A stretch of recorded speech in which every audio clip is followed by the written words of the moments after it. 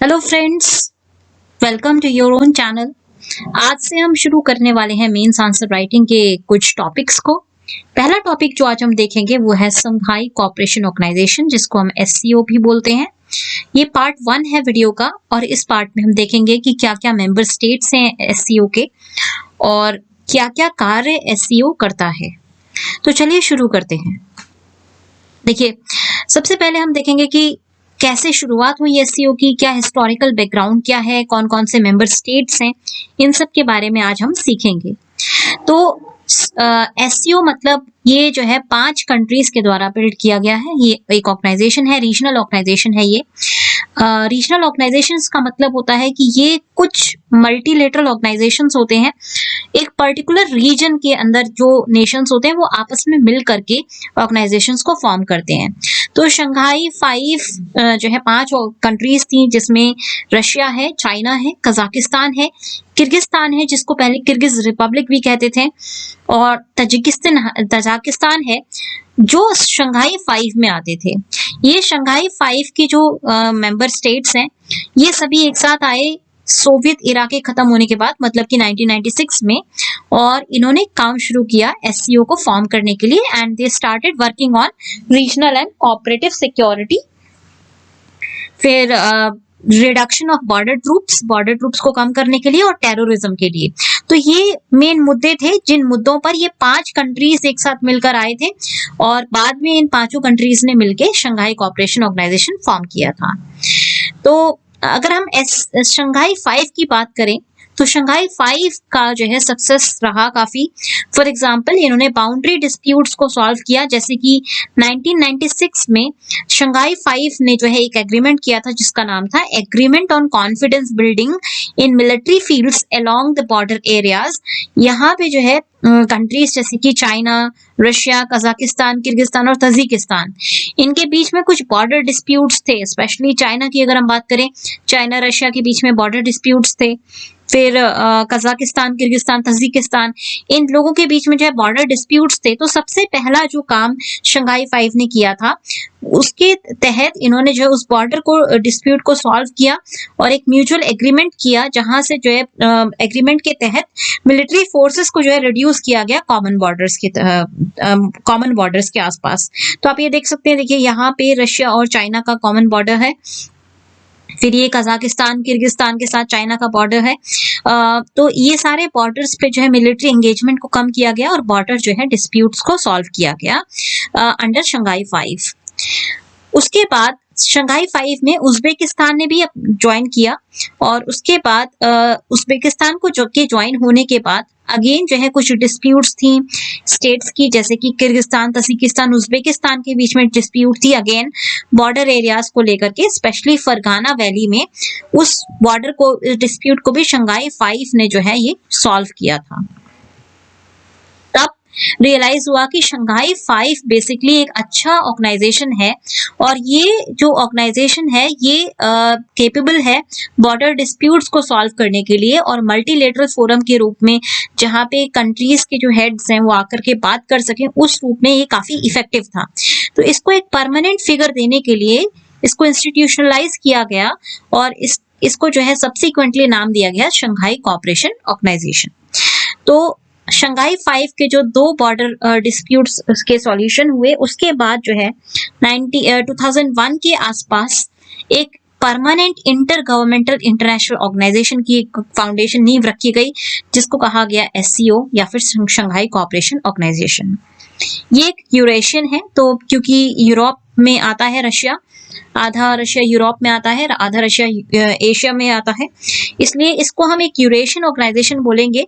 और यहाँ पे पॉलिटिकल, इकोनॉमिक और सिक्योरिटी तीनों तरह की अलायंस पाई जाती है। तो this is a unique organisation जहाँ पे पॉलिटिकल, इकोनॉमिक, सिक्योरिटी तीनों जो है, तीनों मुद्दों पर बातें की जाती हैं हेड्स के द्वारा।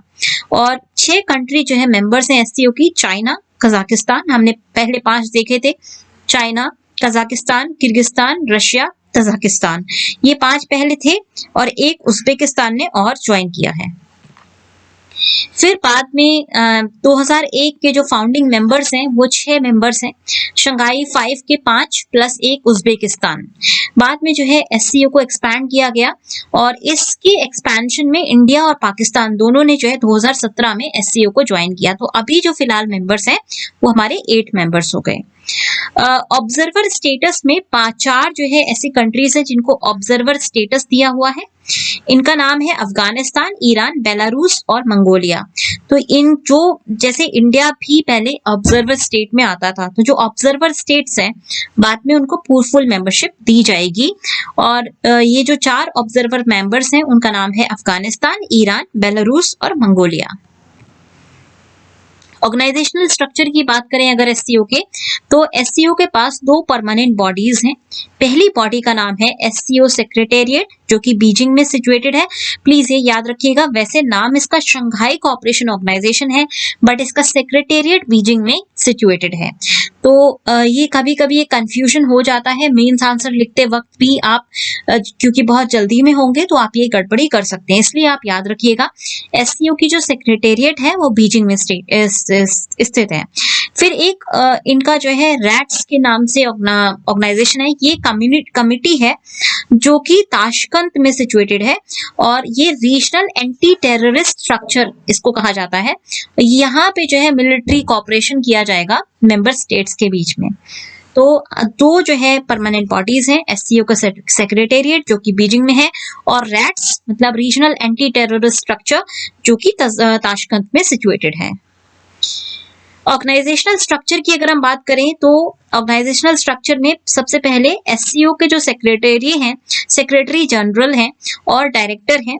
उसके अलावा एग्जीक्यूटिव कमेटी है एससीओ रैट्स की और इनको अपॉइंट किया जाता है council of heads of state. तो हमने जो 8 मेंबर्स देखे हैं उनके हेड्स ऑफ स्टेट की एक काउंसिल होगी, उस काउंसिल के द्वारा एससीओ के सेक्रेटरी जनरल को और डायरेक्टर को जो है अपॉइंट किया जाएगा। उसके अलावा एससीओ जो रैट्स के एग्जीक्यूटिव कमेटी के डायरेक्टर हैं उनका भी अपॉइंटमेंट किया जाएगा।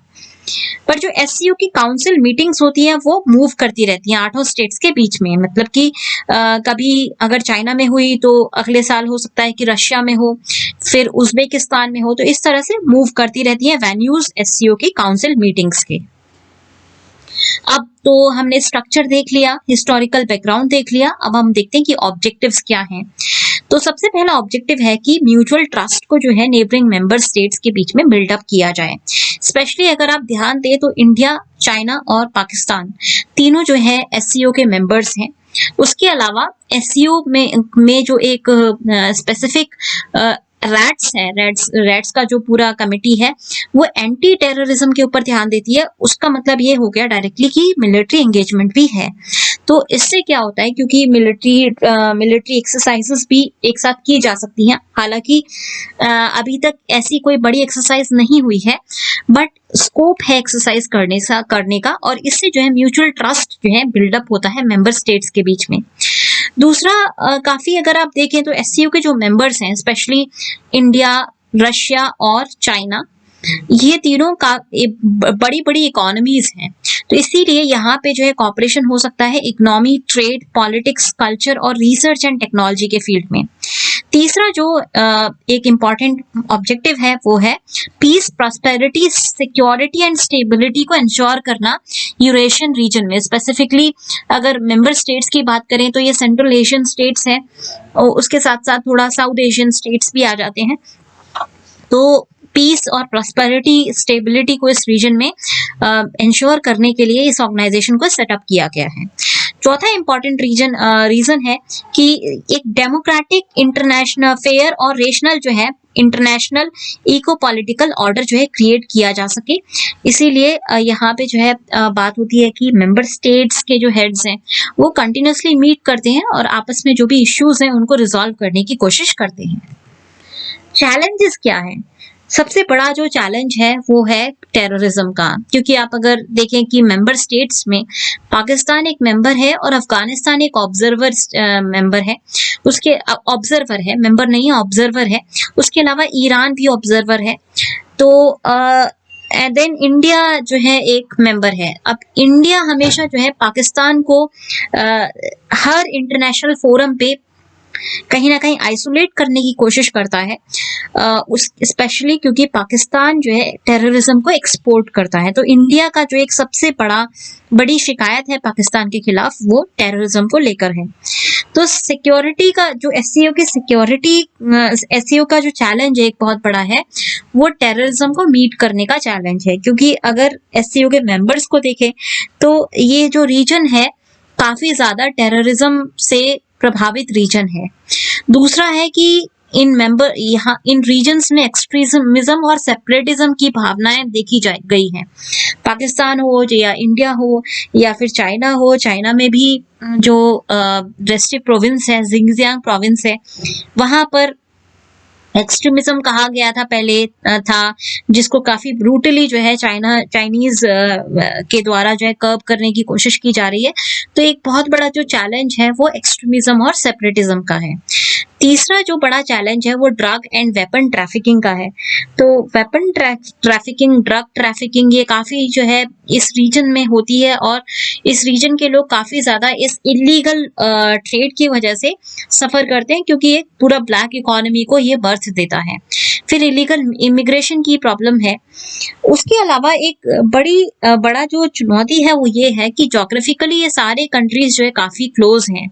इनके पास जो डाइवर्सिटी है वो भी काफी ज्यादा है। हिस्टोरिकल एंशिएंट सिविलाइजेशंस हैं जैसे कि चाइना और इंडिया हो गया। लैंग्वेजेस की डाइवर्सिटी है। नेशनल इंटरेस्ट काफी डाइवर्स हैं। चाइनीज नेशनल इंटरेस्ट और इंडियन नेशनल इंटरेस्ट काफी एक दूसरे के ऑपोजिट हैं। इसी तरह से पाकिस्तान और इंडिया की बात करें तो वो भी एक दूसरे से काफी डाइवर्स नेशनल इंटरेस्ट हैं। और जो फॉर्म्स ऑफ गवर्नमेंट हैं वो भी डिफरेंट है। फॉर एग्जांपल इंडिया में डेमोक्रेटिक फॉर्म ऑफ गवर्नमेंट है, चाइना में जो है कम्युनिज्म है, रशिया में आपका जो है सोशलिज्म आता है, फिर पाकिस्तान में जो है आपकी प्रॉक्सी डेमोक्रेसी है। तो ये एक different form of government, different form of language, background, historical history, then आपके जो नेशनल इंटरेस्ट हैं, ये एक बहुत बड़ा चैलेंज क्रिएट करते हैं किसी भी एक रेशनल डिबेट को लेकर के, या फिर एक कॉमन ग्राउंड की कमी नजर आती है, और जिस वजह से एससीओ जो है इतना सक्सेसफुल नहीं हो पा रहा है। अब पार्ट 2 में हम देखेंगे कि इंडिया के क्या कंसर्न्स हैं और क्या क्या मेजर्स जो है इंडिया अप्लाई कर सकता है एससीओ को एक जो है सक्सेसफुल प्लेटफॉर्म बनाने के लिए, और इंडिया ने क्यों ज्वाइन किया, इंडिया क्या क्या जो है प्रॉब्लम्स को इंडिया अपनी कौन कौन सी समस्याओं को लेकर के एससीओ में आता है, इस सब के बारे में हम पार्ट 2 में देखेंगे। तो जुड़े रहिए हमारे साथ और देखते रहिए हमारे चैनल को। अगर आपको ये वीडियो पसंद आया हो तो लाइक करना ना भूलें, अपने फ्रेंड्स के साथ जरूर शेयर करें। Take care and have